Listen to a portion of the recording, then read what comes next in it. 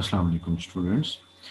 जैसे कि last lecture में हम ज्योमेट्रिक प्रोग्रेशन के की definition, examples and then exercise solve कर रहे थे और हमने फर्स्ट 4 क्वेश्चन को डिटेल से डिस्कस किया था।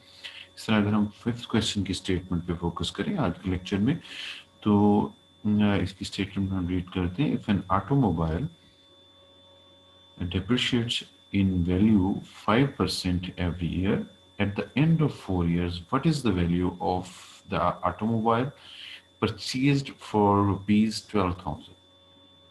यानी अगर एक ऑटोमोबाइल की वैल्यू डिप्रिशिएट हो रही है कर रही है 5% पर ईयर के हिसाब से, तो at the end of 4 year यानी फिफ्थ ईयर में उस ऑटोमोबाइल की वैल्यू क्या होगी जिसको इनिशियली 12,000 में परचेज किया गया। तो हमने अगर इसको ज्योमेट्रिक सीक्वेंस प्रोग्रेशन के सेंस में देखें तो पहले इसका आर निकालना है और फर्स्ट A1 हमारे पास है 12,000 है। आर निकाल के 5% पर ईयर के हिसाब से कंसिडर करते हुए तो हमने A5 इसकी मालूम करनी है। इसके लिए हम इसके सॉल्यूशन देखते हैं।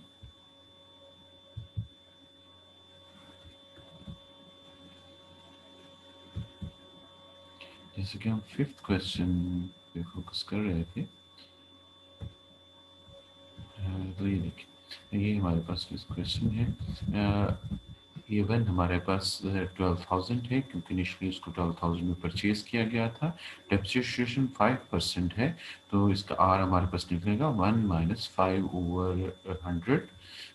5% का मतलब होता है 5/100। तो ये हमारे पास वैल्यू आ गई 0.95।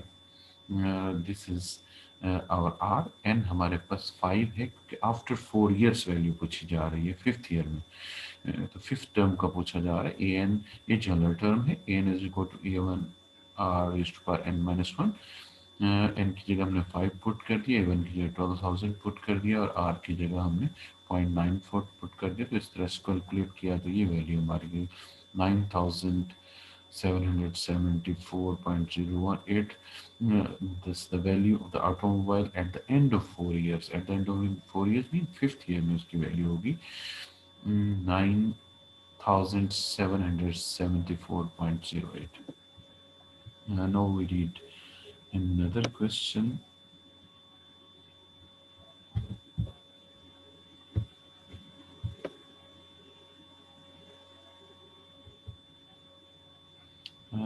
Eighth is the seventh question. 6 और 7 आपने नहीं करनी। 8th question है show that the reciprocals of the terms of the geometric sequence A1 A1R square A1R raised to 4 form another geometric sequence।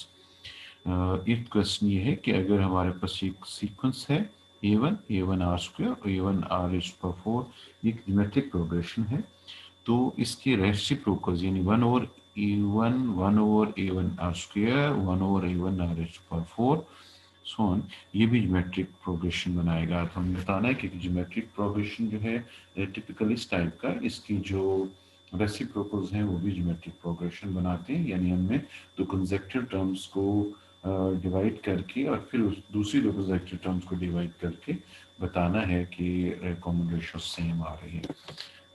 इसका सॉल्यूशन हम चेक करते हैं।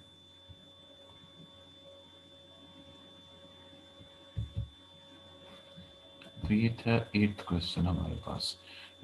8th क्वेश्चन में जैसे ये देखिए ये हमारे पास 3 टर्म्स बताई गई हैं ऐसे सीक्वेंस की जो ज्योमेट्रिक में, इसको चेक भी कर सकते हैं हमारे पास जीपी में है क्योंकि A1R² को जब A1 से डिवाइड करें तो आंसर आता है R² और A1R4 को थर्ड टर्म को से डिवाइड करें सेकंड टर्म को तो फिर भी R² आंसर आता है।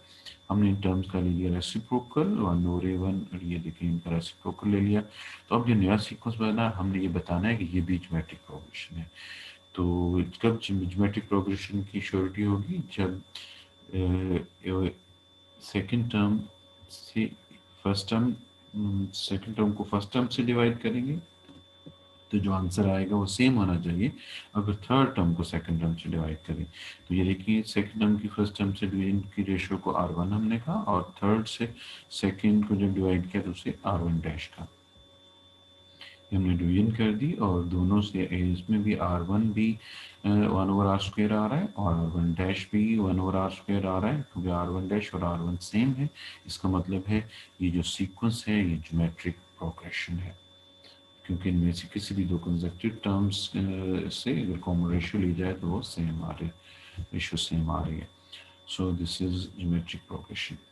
इसी तरह अगर नाइन्थ क्वेश्चन अगर हम देखें तो नाइन्थ क्वेश्चन में एक्चुअली जनरल टर्म डिमांड की जा रही है कि जनरल टर्म क्या होगी अगर हमारे पास A5 और A3 इक्वल 4/9 के चलिए बुक वाला अगर हम इसमें से भी देखें क्वेश्चन तो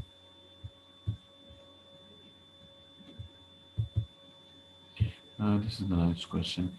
Find the nth term of the geometric sequence if A5 over A3 is 4/9 and A2 is 4/9. तो geometric sequence का ये कंडीशन थी इसकी फिफ्थ टर्म और थर्ड टर्म की रेशियो 4/9 है और सेकंड टर्म भी एग्जैक्टली 4/9 है। इन कंडीशन को यूज करते हैं nth टर्म बतानी। हम जानते हैं टर्म का फॉर्मूला क्या होता है an is equal to a1 r raised to power n-1। तो अगर हमारे पास a1 और r आ जाए तो हम जो nth टर्म लिख सकते हैं।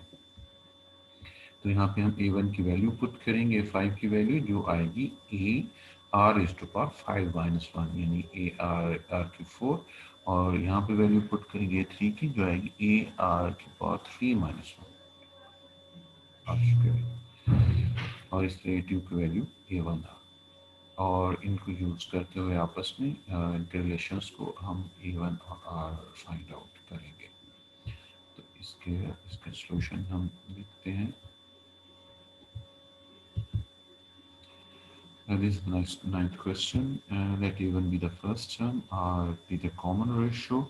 Since a5 over a3 is 4/9, तो a5 की जगह a5 की जनरल वैल्यू a3 की जनरल वैल्यू पुट की तो यहाँ से हमारे पास r4 और r2 कटिंग के बाद r स्क्वायर का आंसर आ गया 4/9 और स्क्वायर रूट लेने से दोनों तरफ स्क्वायर रूट लेने से r की वैल्यू होगी +-2/3। ये भी हमें पता है कि a2 4/9 है और a2 की वैल्यू जनरल वैल्यू होती है a1 r raised to power 2-1 यानी a1 r। तो यहाँ पे r की वैल्यू एक दफ़ा हम 2/3 पुट करेंगे और एक दफ़ा -2/3 पुट करेंगे और चेक करेंगे कि हमारे पास a1 की वैल्यू क्या आती है। तो एक दफ़ा r की वैल्यू 2/3 पुट करने से a1 की वैल्यू आ रही है 2/3 और r की वैल्यू -2/3 पुट करने से a1 की वैल्यू आ रही है -2/3। तो इसकी दो जनरल टर्म हमारे पास बनती है। एक में हम इस फॉर्मूले में a1 की वैल्यू 2/3 और r की भी 2/3 रखेंगे और दूसरी दफ़ा a1 की -2/3 और r की भी -2/3 रखेंगे। तो इस तरह से ये दो जनरल टर्म हमारे पास अवेलेबल हो जाती है। Now we discuss the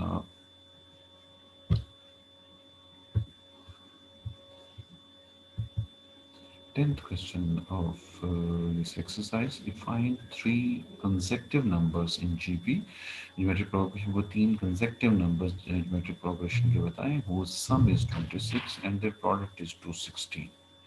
यानी तीन consecutive terms हैं geometric progression में जिनका sum 26 है और product 216 है।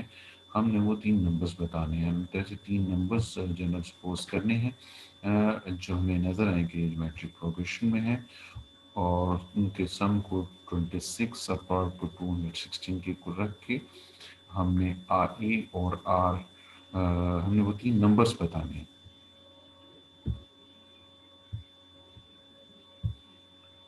देखिए ये तीन नंबर्स हमने सपोज किए। कंसिडर a1 और r a1 a1 r ये तीन नंबर्स हैं।